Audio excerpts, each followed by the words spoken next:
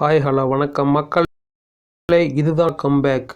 92 ரன்களில் இஷான் கிஷன் செய்த தரமான சம்பவம். அடுத்தடுத்து பறந்த சிக்ஸ். தென்னாப்பிரிக்க டெஸ்ட் தொடரின் போது இந்திய அணியின் விக்கெட் கீப்பராக KL ராகுல் தேர்வு செய்யப்பட்டார். இதனால் அதிருப்தியடைந்த இஷான் கிஷன் மனச்சோர்வை காரணமாக கூறிவிட்டு நாடு திரும்பினார்.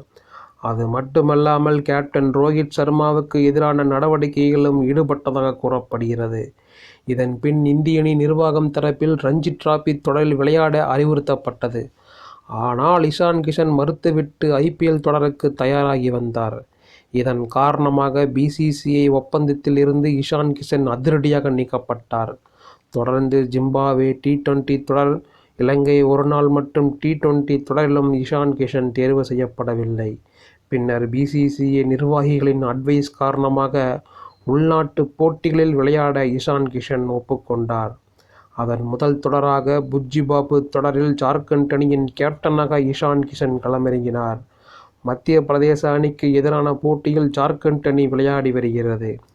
இந்த போட்டியில் இஷான் கிஷன் பேட்டிங் செய்தபோது 92 ரன்கள் சேர்த்திருந்தார். வழக்கமாக சதத்தை நெருங்கும் போது சச்சின் டெண்டுல்கரே பதற்றமாக இருப்பார்.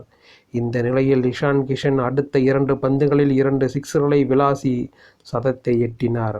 அதில் ஆஃப் சைடில் இஷான் கிஷன் அடித்த ஷாட் ஆச்சரியத்தை ஏற்படுத்தியுள்ளது. இதன் மூலமாக இஷான் கிஷன் தனது திறமையை முதல் வாய்ப்பிலேயே நிரூபித்துள்ளதாக ரசிகர்கள் பாராட்டி வருகின்றனர். ஏற்கனவே இந்திய அணியின் டாப் ஆர்டரில் இடதுகை பேட்ஸ்மேன்களுக்கான தேவை உள்ளது. இலங்கை அணிக்கு எதிரான ஒருநாள் தொடரின் போது இடதுகை பேட்ஸ்மேன் விளையாட வேண்டும் என்பதில் கம்பீர் தீவிரமாக இருந்தார். இதனால் வங்கதேச அணிக்கு எதிரான T20 தொடரில் இஷான் கிஷன் தேர்வு செய்யப்பட வாய்ப்புகள் இருப்பதாக பார்க்கப்படுகிறது.